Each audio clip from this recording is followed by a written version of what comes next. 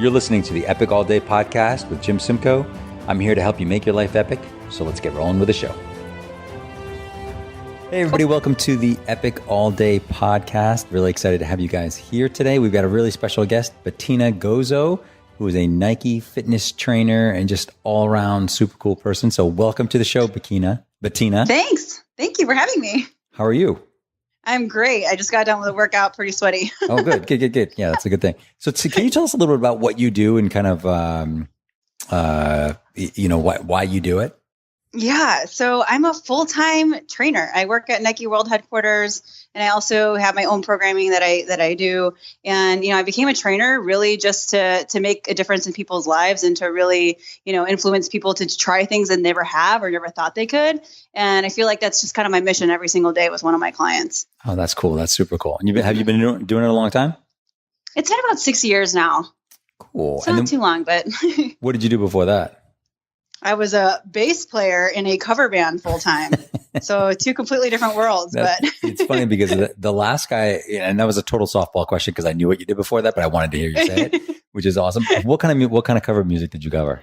So we had a female singer and we had a rapper, and we did almost anything you would hear on the radio. It was so much fun because we'd play at colleges, we'd play at bars, bar mitzvahs, weddings. So we just kind of entertained the crowd. So we did a little bit of everything. Cool.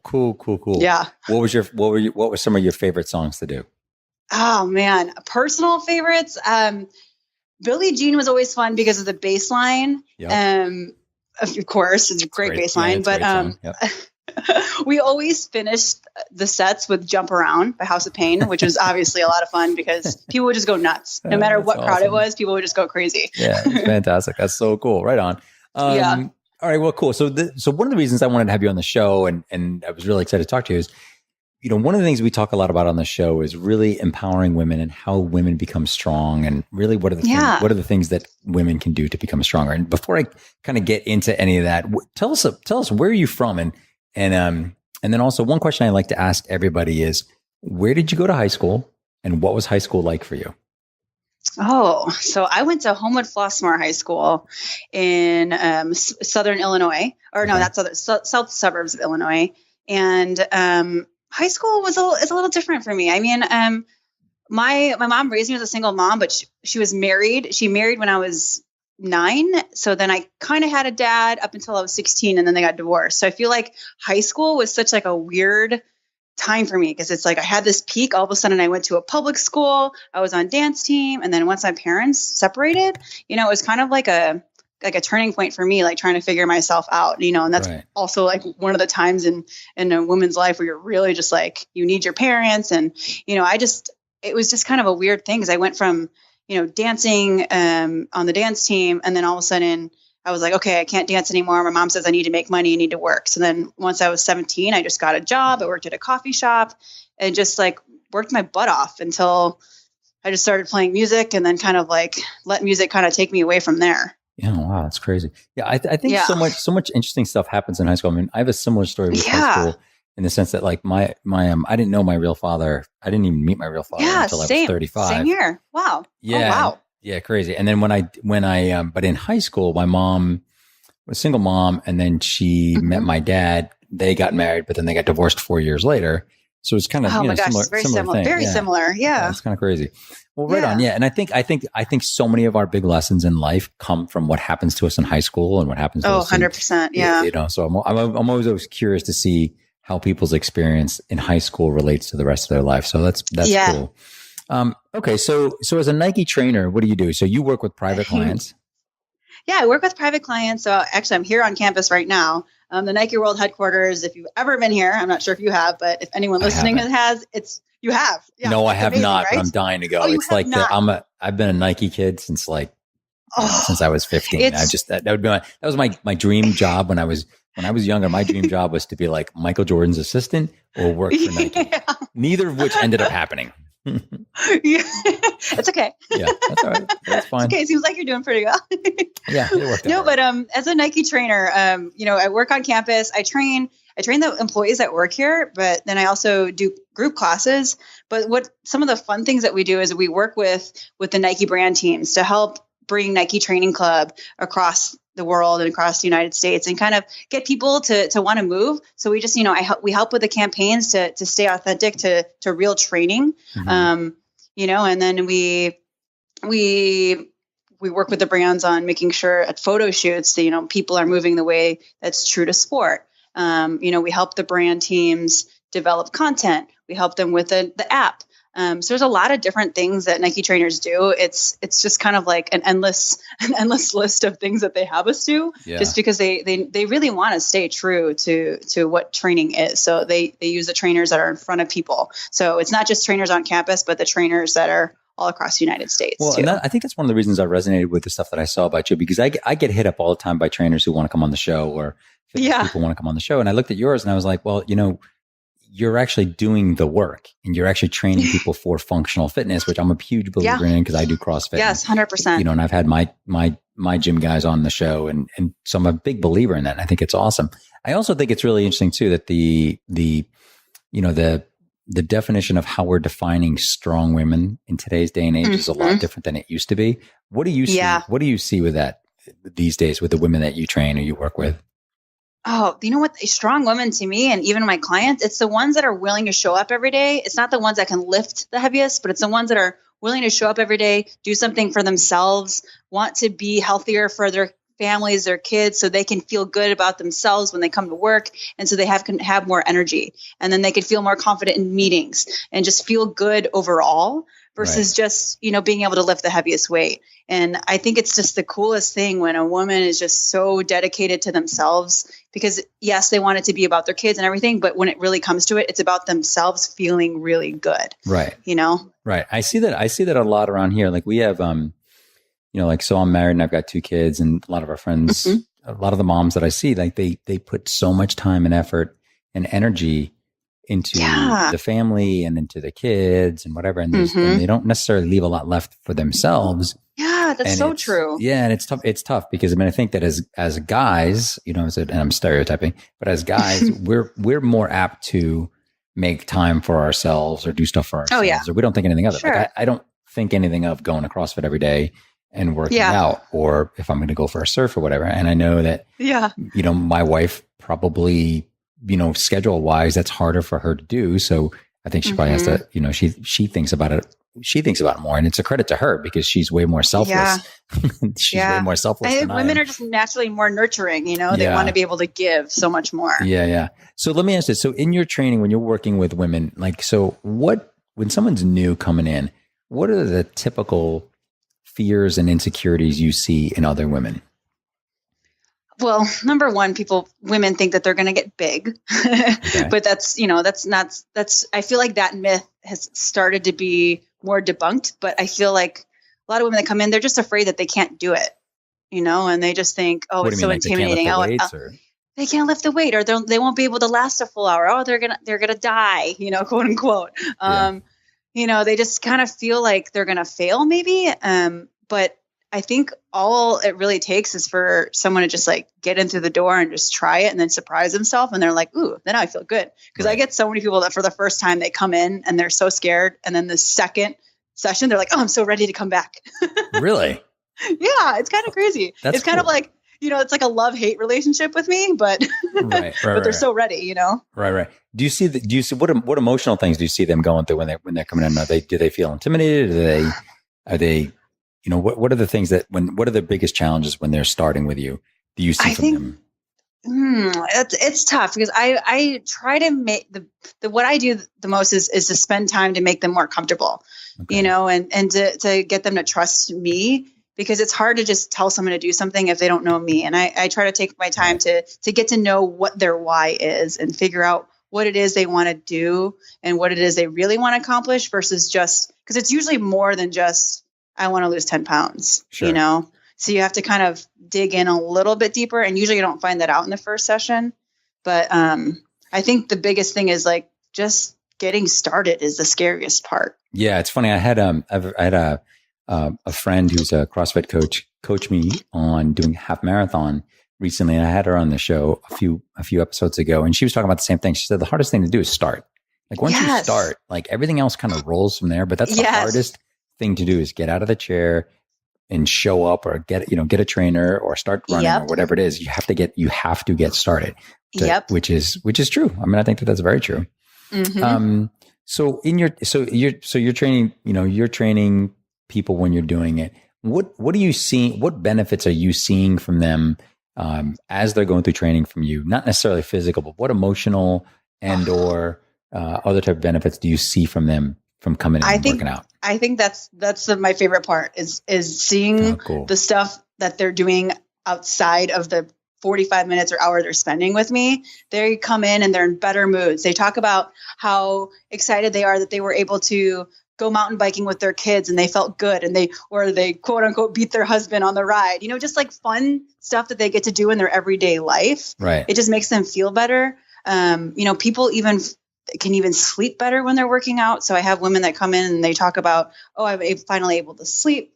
I even feel like I'm eating better. It's just kind of like this natural, like all of a sudden you want to become healthier overall. Right. It's just a natural, like holistic lifestyle that happens. And are they people who, I mean, do they kind of run the age gamut of young to old? I have everywhere. I have anywhere between 22 all the way up to 60. Really? Oh, cool. That's cool. Yeah. And I'm assuming the training's got to be way different when you're training someone. Oh, yeah. Yeah, there is never like a one size fits all for people. It's just, especially with the one-on-one, there's some programs that you can kind of distribute to certain people, but a lot of the people, it's completely customized to what their lives are. Like if I'm training 6 people throughout the day, you're never going to see the same thing through every single person. So then that's interesting. So then do you have to build a custom training program for each person? Oh yeah. Wow.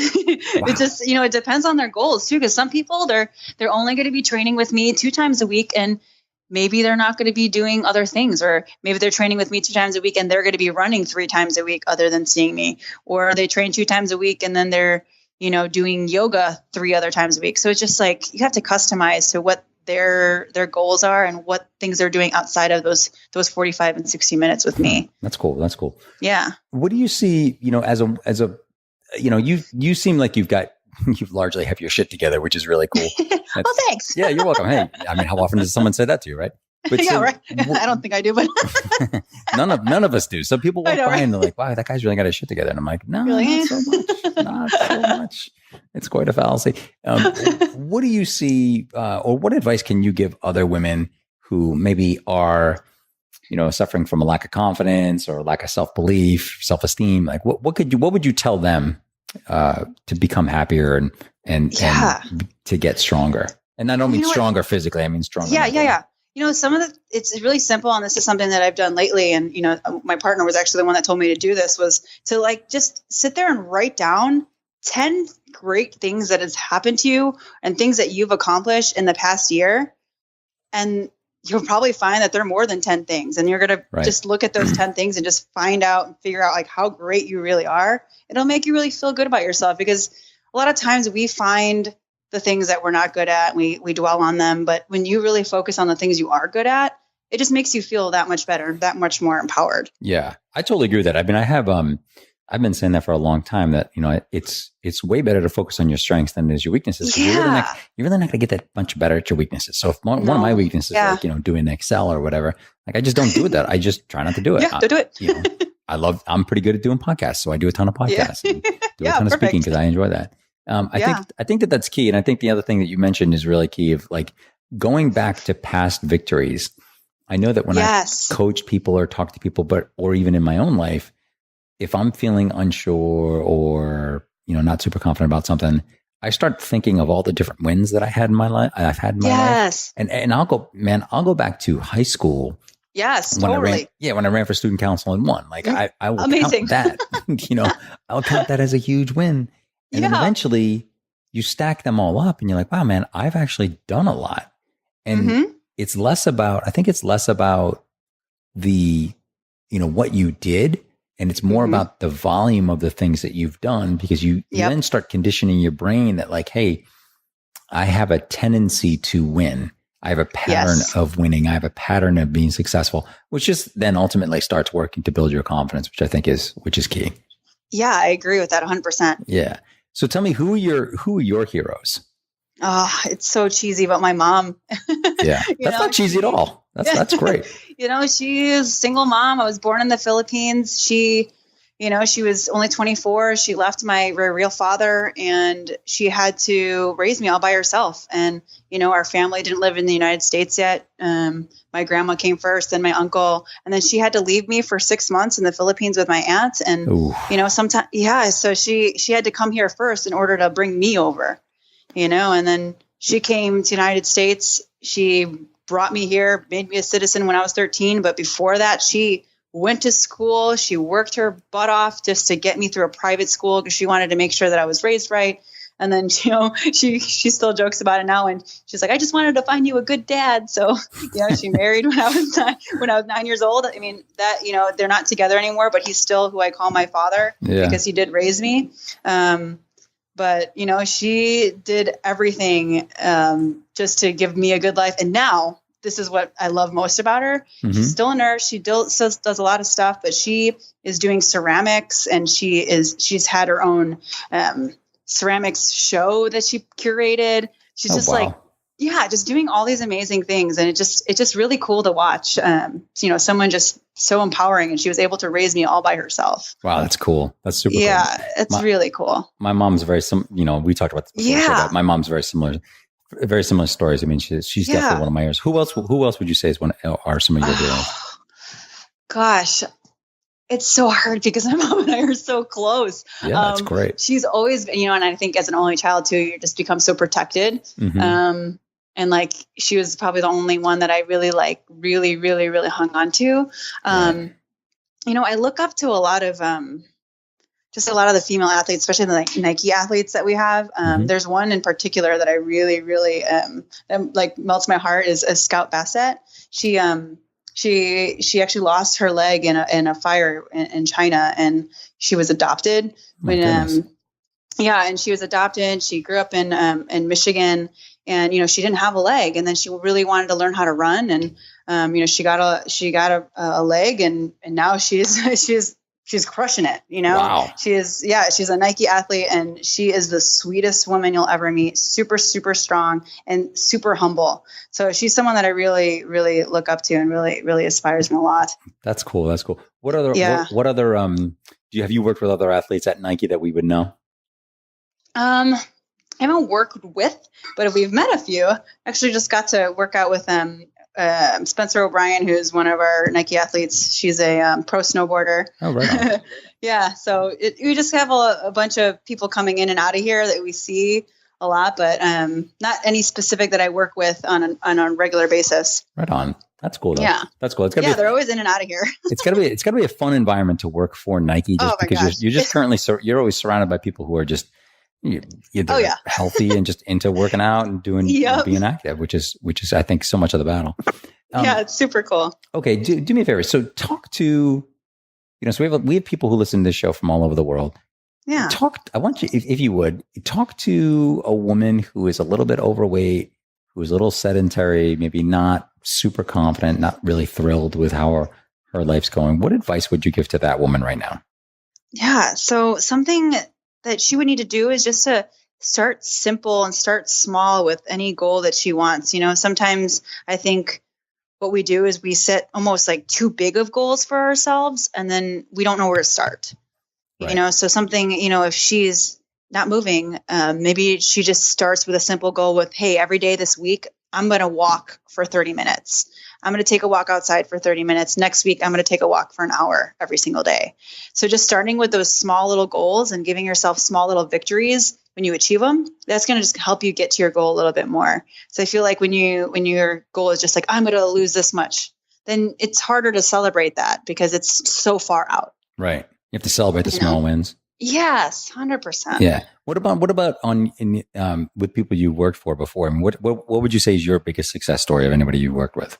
Oh, I have one client who he was actually in Chicago, but he was a typical entrepreneur who worked his butt off all by his own company, worked his butt off like from 5 a.m. to 6 p.m. Was a dad, had 2 kids, so he would cancel constantly. He would, move his appointments all the time. And I don't know what happened. I don't know what snapped, but like one day we just like really just dug in something to him. And all of a sudden every single day showed up on time, showed up and wanted to work on his own. I wrote him programs to do on his own. And after that, he just like talked to me and was like, look, I am so happy. I'm thank you so much, because what you did for me was, made me a better dad, and I'm able to stay up and be able to keep up with my kids. And now I feel like I'm more focused at work. I'm not just overworking myself. And to me, that was a success, because his overall life was better from working out. Before he was avoiding it. And then he realized, wait, no, taking that extra hour for myself made the rest of my life easier. Yeah. Yeah. I think it's key. Like I said, like I do a lot, and it's, without it, I know that when I'm like, if we're, have a busy weekend, or we have some, stuff going on, if I don't work out or don't do anything, I'm definitely somewhat anxious and somewhat I'm cranky. Yeah. I'm not the greatest person in the world to hang out with after that. Like I need to go and throw a bunch of weights around and listen to Alice in Chains occasionally. And it's just kind of good for the soul. Oh yeah. 100%. Love it. Okay. So where can people, my last question for you is, where can people find you online? What do you have going on? I heard that you're up for Fitness Woman of the Year. Yeah. So right? Tell me about that. That's cool. Yeah. Women's Health Next Fitness Star. So they do this contest every year called the Women's Health Next Fitness Star. And they came out with a contest 5 years ago. And I actually remember the first year it came out, and a Filipino girl won that first year, MC Barro. And I remember when it came out, I was like, oh, they'll never pick me for this. And like every year I would like wanted to submit. But this year I was like, you know what, I'm going to submit. And I submitted, and they picked me. And, now I'm on the cover with 4 other really, really great women. Every single one of them is amazing. I can't even believe that I'm nominated with these other women. That's awesome. But yeah, so voting is up until August 4th at whnextfitnessstar.com. Okay. You can vote every day, all day until then. But yeah, you can find me there. And my website is betinagozo.com. And then my little business that I run is called Canvas Training, and you can find that at traincanvas.com. Oh, right on. All right, cool. All right, I'll put all those in the show notes. Well, thank you so much for being on the show today. This is great. We'll have to have you back again. Thank you so much for having me, and I love it. We have kind of a similar history. Yeah, I know, right? So crazy. All awesome. Right. Well, thank you so much, and guys, thank you for listening in, and I will talk to you soon. Hey, thanks for checking out the show today. For show notes, event updates, and tons of other free stuff, check out epicallday.com. And if you would, I would love it if you were able to leave a review on iTunes, as this really helps other people find our show. Thanks a ton. I appreciate you listening, and I'll talk to you soon.